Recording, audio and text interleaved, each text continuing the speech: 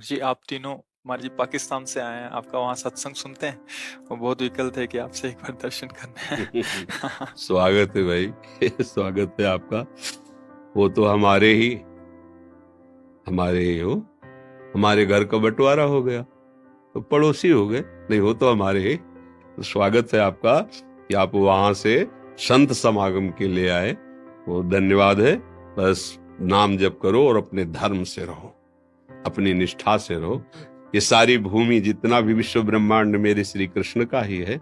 कहीं भी कोई भी हो, मेरा ही है।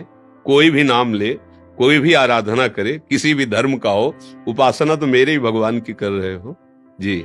हम सो जाते हैं घर पे, मतलब नींद में सो जाते हैं तो आत्मा बहुत सारी, जैसे यहाँ सैकड़ों, इधर भी उधर भी, पूरा में। जो कारण क्या बहुत है, सारे आत्माएं घेर लेती हैं, इनको ऐसा अनुभव होता है। अरे तुम तो घर में सोए हो, हम इस मसाल में सोए यार, कोई घेरता नहीं है। आत्मा क्या कहती है कि परमात्मा का नाम कैसे लिया जाए, बस यही कहती है।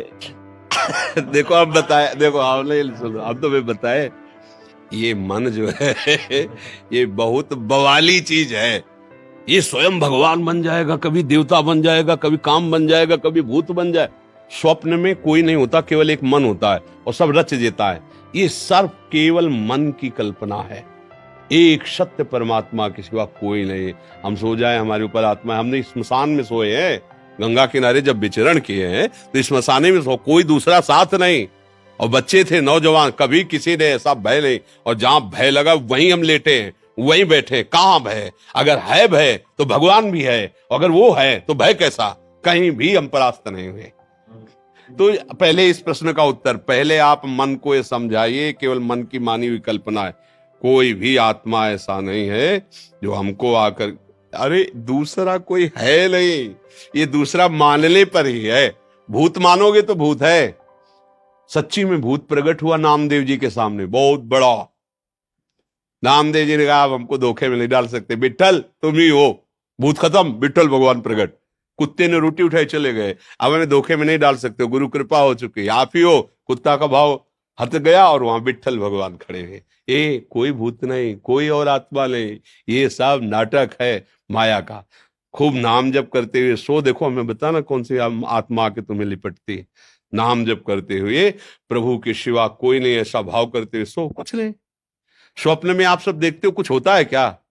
ऐसे कुछ नहीं है, एक भगवान है केवल। बस मान जाओ तो अभी सब बात खत्म हो जाएगी। डरे भी बहुत है इसी जो देख कर, और डरे भी बहुत है। अशांत है मन, मन अशांत है। कुचले कोचले, ये खुद शैतान है मन, ये खुद भगवान है मन।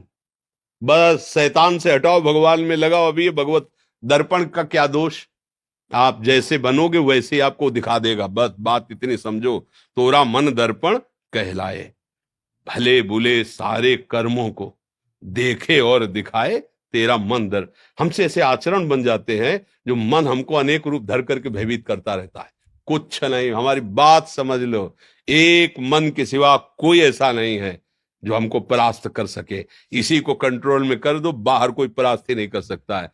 जब सोया करो ना, तो प्रभु का नाम स्मरण करके सोया करो। एक श्लोक याद कर लो, कृष्णाय वासुदेवाय हरये परमात्मने प्रणत क्लेश नाशाय गोविंदाय नमो नमः।